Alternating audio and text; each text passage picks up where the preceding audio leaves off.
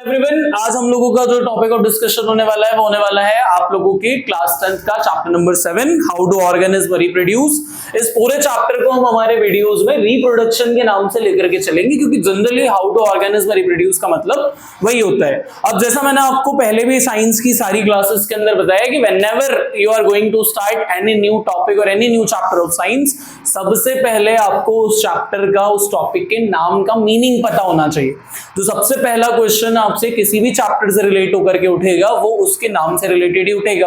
तो एज इस चैप्टर का नाम हम लोग रिप्रोडक्शन लेकर चलने वाले हैं, तो क्या मतलब होता है रिप्रोडक्शन का। तो सबसे पहला फंडा समझ लो, रिप्रोडक्शन जो है वो दो वर्ड के कॉम्बिनेशन से बना है। पहला वर्ड है री और दूसरा वर्ड क्या है बेटा, प्रोडक्शन। पहले एक बार स्टैंडर्ड डेफिनेशन के बारे में बात कर लेते हैं जो मैं आप लोगों के लिए लेके आया हूं कि reproduction is a biological process by which living organism gives rise to young ones similar to themself. Reproduction एक ऐसा बायोलॉजिकल प्रोसेस है, ये वर्ड बहुत इंपॉर्टेंट है, इसके बारे में हम आगे बहुत ज्यादा डिटेल में बात करेंगे। बायोलॉजिकल प्रोसेस का मतलब क्या होता है।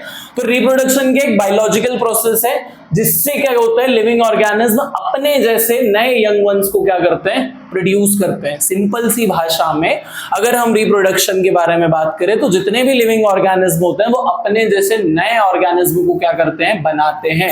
वो प्रोसेस क्या कहलाती है, रिप्रोडक्शन। इसके नाम से भी क्लियर हो रहा है, री का मतलब होता है अगेन एंड अगेन, बार बार बनाना, और प्रोडक्शन का मतलब क्या होता है, बनाना। तो जब कोई भी लिविंग ऑर्गेनिज्म अपने जैसे यंग वंस को प्रोड्यूस करता है वो प्रोसेस क्या कहलाती है, रिप्रोडक्शन कहलाती है। इतना क्लियर है भाई सभी लोगों को? इसमें किसी को कोई समस्या है क्या? चलो कॉपी कर लो इसको जल्दी से।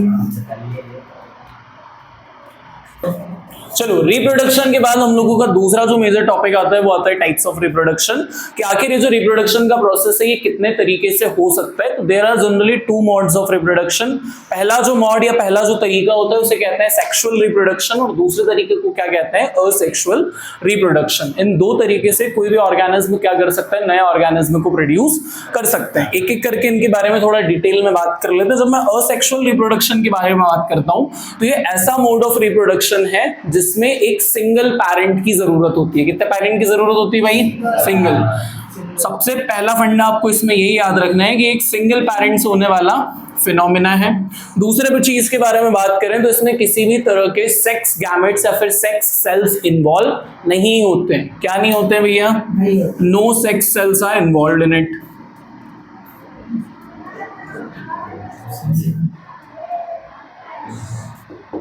ये क्लियर हुआ भाई सभी लोगों को? तो असेक्सुअल मोड ऑफ रिप्रोडक्शन ऐसा मोड ऑफ रिप्रोडक्शन होता है जिसमें सिर्फ सिंगल पैरेंट की जरूरत होती है, डबल पैरेंट की जरूरत नहीं होती, और इसमें किसी भी तरह के सेक्स सेल्स या फिर सेक्स गैमेट्स इन्वॉल्व नहीं होते हैं। ये जनरली यूनिसेल्युलर ऑर्गेनिज्म के अंदर होता है। काय में होता है भैया, जितने भी यूनिसेल्युलर ऑर्गेनिज्म होते हैं वो लोग क्या करते हैं, असेक्सुअल रिप्रोडक्शन को परफॉर्म करते हैं। इसकी प्रोसेसेस के बारे में अगर हम एग्जांपल के तौर पे बात करें तो जैसे अमीबा के अंदर बाइनरी फिजन होता है। सुना है आप लोगों ने बाइनरी फिजन के बारे में? आगे जाके हम डिटेल में पढ़ेंगे। इसके अलावा हमने हाइड्रा के अंदर देखा है, हाइड्रा के अंदर बर्डिंग होती है। क्या होती है? तो ये सब जो है किसके एग्जाम्पल हो जाएंगे, आपके असेक्सुअल मोड ऑफ रिप्रोडक्शन के एग्जाम्पल हो जाएंगे, जिसमें कोई सेक्स सेल इन्वॉल्व ना हो, सिंगल पैरेंट से रिप्रोडक्शन का प्रोसेस हो जाए। यूनिसेल्युलर ऑर्गेनिज्म के अंदर जनरली ये प्रोसेसेस होती है, और बाइनरी है ये, बाइनरी फिजन और बर्डिंग जैसी प्रोसेसेस इसका क्या है, एग्जाम्पल। वहीं दूसरी तरफ जब हम सेक्सुअल रिप्रोडक्शन के बारे में बात करते हैं तो इसमें जो सबसे पहला डिफरेंस आता है वो यही आता है कि इसमें mother as well as father दोनों की क्या होती है, जरूरत होती है। It requires mom as well as dad भैया। इतना क्लियर है सभी लोगों को? पहला फंडा। इसमें सिंगल पैरेंट से काम हो जाएगा, इसमें डबल पैरेंट की जरूरत पड़ेगी। ठीक है, इसके बाद हम लोग बात करें तो इसमें सेक्स गैमेट्स इन्वॉल्व होते हैं। इसमें क्या होते हैं, सेक्स गैमेट्स इन्वॉल्व होते हैं। कौन कौन से सेक्स गैमेट्स इन्वॉल्व होंगे, तो एक मेल गैमेट इन्वॉल्व होगा और एक क्या इन्वॉल्व होगी, फीमेल गैमेट इन्वॉल्व होगा। तभी हमने क्या कहा है कि इसमें mother as well as father दोनों की क्या पड़ेगी, आपको जरूरत पड़ेगी। तो इसमें male as well as female दो सेक्स गैमेट्स की जरूरत पड़ती है और इन दोनों गैमेट्स का क्या होता है, फ्यूजन होता है। क्या होता है भैया इन दोनों गैमेट्स का फ्यूजन। फ्यूजन वर्ड का सिंपल सा मीनिंग है कि दोनों गैमेट्स क्या करते हैं, एक दूसरे के साथ मिलते हैं और उसके बाद फिर नए ऑफस्प्रिंग का क्या होता है, बर्थ होता है। जैसे वो यूनिसेल्युलर ऑर्गेनिज्म में होता है, ये कौन सा ऑर्गेनिज्म में होता है, ये जनरली मल्टी सेल्युलर ऑर्गेनिज्म के अंदर होता है। किन ऑर्गेनिज्म में होता है, मल्टी सेल्युलर ऑर्गेनिज्म के अंदर होता है। इतना सभी लोगों को क्लियर है, इसमें किसी को कोई प्रॉब्लम तो नहीं है। अच्छा, जो आपका सेक्सुअल रिप्रोडक्शन है इसमें प्लांट को लेकर एक न्यूएंस है। क्या है भैया, बहुत बार ऐसा होता है कि दो बॉडीज की जरूरत होती है। जनरली हमने क्या कहा, दो गैमेट्स चाहिए, मेल गैमेट और फीमेल गैमेट। अब हमारे जो ऑर्गेनिज्म होते हैं, कोई कोई बाइसेक्सुअल ऑर्गेनिज्म भी होते हैं। जैसे आपने चाइना रोज देखा है, गुड़ेल का फूल, लाल फूल कहते हैं, माता रानी को चढ़ता है। उस फूल के अंदर क्या होता है, male as well as female दोनों गैमेट्स जो है वो प्रेजेंट होते हैं। उसका जो एंटीना निकला होता है वो एंथर होता है उसका, जो कि आपका मेल गैमेट है, और उसके अंदर फ्लावर के अंदर जो पिस्टल वगैरह होती है वो क्या होती है, आपकी फीमेल गैमेट्स होते हैं। उसमें मेल गैमेट से पोलन ग्रेन्स आगे फीमेल गैमेट्स के साथ फ्यूज करके वहीं पर क्या करते हैं, सीड का फॉर्मेशन कर देते हैं। एक फंडा ये हो गया। दूसरे यूनिसेक्सुअल ऑर्गेनिज्म भी होते हैं, जैसे ह्यूमन बींग्स हो गए। ह्यूमंस में मेल और फीमेल दोनों अलग अलग होते हैं। तो आपके सेक्सुअल रिप्रोडक्शन में एक चीज मैंडेटरी है, whether the organism is unisexual और बाइसेक्सुअल, उस ऑर्गेनिज्म में जो रिप्रोडक्शन होगा वो हमेशा फीमेल बॉडी में होगा। कौन सी बॉडी में होगा, फीमेल बॉडी में होगा। ये सेक्सुअल रिप्रोडक्शन की मस्ट कंडीशन है कि the reproduction always takes place in female body हुई है। इस चीज को आप लोगों को ध्यान रखना है। तो सेक्सुअल रिप्रोडक्शन और असेक्सुअल रिप्रोडक्शन के बारे में इतना सभी लोगों को क्लियर है, इसमें किसी को कोई डाउट तो नहीं है।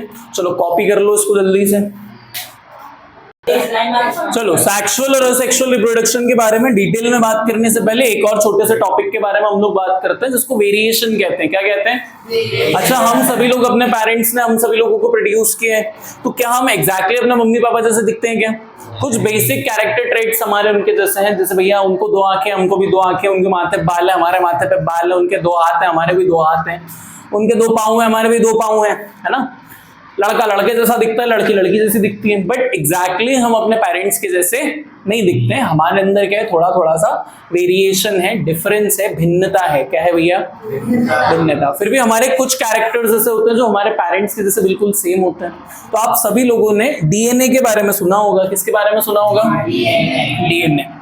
क्या फुल फॉर्म होता है डीएनए का? डीएनए का फुल फॉर्म डीऑक्सीराइबोन्यूक्लिक एसिड। ये हमारी पेरेंट्स से जनरेशन टू जनरेशन क्या करता है, जेनेटिक मटेरियल कैरी करने का काम करता है। क्या कैरी करने का काम करता है? जेनेटिक मटेरियल कैरी करने का काम करता है। जितनी भी इंफॉर्मेशन हमारे खून में, हम कहते हैं ना, तो गुस्सा करना तो हमारे खून में है, गुलाब जामुन हमारा खाना हमारा खानदानी शौक है। कुछ लोग जो होते हैं वो बाय बर्थ डायबिटिक पेशेंट्स भी होते हैं। कुछ लोगों की आंखें बाय बर्थ कमजोर होती है, बचपन से चश्मा लगा होता है क्योंकि पेरेंट्स को लगा होता है। अगर आपकी फैमिली में किसी आपके दादाजी की, आपके दादाजी के पिताजी की हाइट लंबी है तो आपकी हाइट भी लंबी होगी, वरना आपकी हाइट छोटी होगी। ये सारी चीजें जनरेशन टू जनरेशन फॉरवर्ड किससे होती है भाई? डीएनए से फॉरवर्ड होती है। किससे फॉरवर्ड होती है? डीएनए से फॉरवर्ड होती है। तो सर वेरिएशन होने का क्या कारण है हम लोगों की बॉडी के अंदर? क्यों वेरिएशंस होते हैं, बताओ जल्दी से, जल्दी बोलो।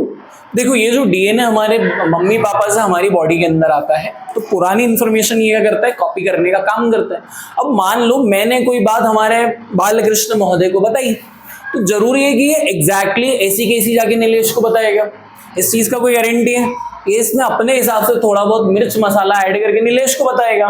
जब वो बात नीलेश तक पहुंचेगी तो वो थोड़ा मिर्च मसाला ऐड करके कार्तिक को बताएगा। मतलब जब डीएनए एक बॉडी से दूसरी बॉडी के अंदर कॉपी हो रहा होता है तो उसके अंदर कुछ नए सेल्स का क्या होता है, फॉर्मेशन होता है। क्या होता है? कुछ नए सेल्स का फॉर्मेशन। और वो पूरी इंफॉर्मेशन इकट्ठी नई बॉडी के अंदर क्या होती है, ट्रांसफर होती है। इस वजह से बीइंग हमारे पेरेंट्स से प्रोड्यूस होने के बावजूद भी हम लोगों की बॉडीज के अंदर क्या होते हैं भाई? वेरिएशन होते हैं। क्या होते हैं? वेरिएशन। सभी को समझ में आया? चलो छाप लो। एक एक करके हम दोनों के बारे में थोड़ा डिटेल में बात कर लेते हैं। सबसे पहले जब असेक्सुअल रिप्रोडक्शन के बारे में बात करते हैं तो कुछ बेसिक पॉइंट्स जो मैंने आप लोगों को भी बता दिए थे कि it is a mode of reproduction in which a new offspring is produced by a single parent without the involvement of sex cell और गैमेट। ये ऐसा मोड ऑफ रिप्रोडक्शन होता है जिसके अंदर नए ऑफस्प्रिंग प्रोड्यूस होते हैं बाय द सिंगल पेरेंट। इसमें किसी भी प्रकार के सेक्स सेल या फिर सेक्स गैमेट जो होते हैं वो इन्वॉल्व नहीं होते हैं। डेफिनेशन सभी लोगों को क्लियर है? किसी को इसमें कोई कंफ्यूजन तो नहीं? हम इसमें पहले भी बात कर चुके हैं। ये प्रोसेस जनरली यूनिसेल्युलर ऑर्गेनिज्म के अंदर बहुत ज्यादा क्या होती है, कॉमन। ये दूसरा पॉइंट आपको याद रखना है। पहला पॉइंट, सिंगल पेरेंट इन्वॉल्व होता है, सेक्स गैमेट्स इन्वॉल्व नहीं होते हैं। दूसरा, यूनिसेल्युलर ऑर्गेनिज्म के अंदर ये प्रोसेस बहुत ज्यादा कॉमन होती है। जैसे अमीबा के अंदर मैंने आपको बताया बाइनरी फिजन होता है, हाइड्रा में बडिंग होती है, आपका स्पोर फॉर्मेशन वाला एक मेथड होता है। इसके कुछ कैरेक्टरिस्टिक्स के बारे में बात करें तो एक चीज आपको ध्यान रखना है कि ये एक रैपिड मोड ऑफ रिप्रोडक्शन है। कैसा मोड ऑफ रिप्रोडक्शन है भाई? Rapid mode. इससे पहले हेडिंग डाल लेना कैरेक्टरिस्टिक्स। रैपिड मोड का क्या मतलब है सर? रैपिड मोड का बेटा बस इतना सा मतलब है कि ये रिप्रोडक्शन का प्रोसेस बहुत ज्यादा फास्ट होता है। हम लोगों ने देखा है सेक्सुअल रिप्रोडक्शन, जैसे इंसानों में बात करें तो 9 मंथ्स का समय लगता है एक बेबी की मैच्योरिटी में और सारी प्रोसेसेस में, पर इसमें इतना ज्यादा समय नहीं लगता है। इन ऑर्गेनिज्म का लाइफ हार्डली 2-3 दिन का होता है। 2-3 भी मैंने बहुत ज्यादा बोल दिया है। एक दिन में 2-2, 3-3 बार इनमें रिप्रोडक्शन होता है और ये 2 दिन के अंदर इनकी पूरी लाइफ क्या हो जाती है, खत्म हो जाती है। तो उसकी पहली कैरेक्टरिस्टिक आपको ध्यान रखना है कि ये मोड ऑफ रिप्रोडक्शन बहुत जल्दी होता है। पहला फंडा क्लियर है? कोई समस्या तो नहीं है? इसके बाद जब हम असेक्सुअल रिप्रोडक्शन की अगली कैरेक्टरिस्टिक्स के बारे में बात करते हैं तो इसमें सेल डिवीजन होता है। क्या होता है भैया? Cell division. मतलब आपका न्यूक्लियस जो है वो 2 पार्ट के अंदर, इसके अंदर क्या होता है, टूटता है। इसमें सीधी सी बात यह है कि जो पेरेंट होता है वो रिप्रोड्यूस होने के बाद एग्जिस्ट नहीं करता। आप लोगों के प्रोड्यूस होने के बाद आपके पेरेंट्स एग्जिस्ट कर रहे हैं, हम सभी लोगों के प्रोड्यूस होने के बाद पेरेंट एग्जिस्ट करते हैं। गाय बछड़ा देती है, फिर गाय भी रहती है, बछड़ा भी रहता है। पर इन ऑर्गेनिज्म के अंदर क्या होता है, पेरेंट सेल खत्म हो जाता है। और पेरेंट सेल कितने ऑर्गेनिज्म में बट जाता है? 2 ऑर्गेनिज्म के अंदर, 2 डॉटर सेल के अंदर डिवाइड हो जाता है। तो इसमें जो रिप्रोडक्शन में क्या होता है, सेल डिवीजन होता है। इतना क्लियर है भाई सभी लोगों को? कोई समस्या है इसमें? इसमें जो ऑर्गेनिज्म प्रोड्यूस होते हैं वो कंप्लीटली आइडेंटिकल होते हैं। क्या होते हैं? कंप्लीटली आइडेंटिकल होते हैं। किसको आइडेंटिकल होते हैं? अपने पेरेंट्स को। आइडेंटिकल टू देयर पेरेंट्स, मतलब एग्जैक्टली उनके पेरेंट्स के जैसे दिखते हैं। जैसे थोड़ी देर पहले मैंने आपको बताया कि हम सभी लोग अपने पेरेंट्स के जैसे एग्जैक्टली नहीं दिखते हैं, पर इसमें एग्जैक्टली पेरेंट्स के जैसे दिखते हैं क्योंकि सेम सेल ही डिवाइड होकर 2 नए सेल का फॉर्मेशन कर रहा है। तो इसी मार्कर को मैंने 2 पार्ट में तोड़ दिया तो ये मार्कर तो एक ही जैसा दिखेगा ना, बस वैसी वाली चीज इनके अंदर होती है। ये समझ में आया सभी लोगों को? इसमें अपोजिट सेक्स इन्वॉल्व नहीं होता है। ये पॉइंट भी इसमें ऐड कर लेना। No opposite gender is needed. खैर इस बारे में हम पहले भी बात कर चुके हैं, इसलिए इसको अलग से ऐड नहीं भी करोगे तो भी चलेगा, पर कर लो, अच्छा रहेगा। एक पॉइंट रहेगा आपके पास लिखने के लिए कि इसमें अपोजिट जेंडर की जरूरत नहीं होती क्योंकि सिंगल पेरेंट वाला ये काम होता है और इसमें फ्यूजन ऑफ गैमेट्स भी नहीं होता है। It doesn't involve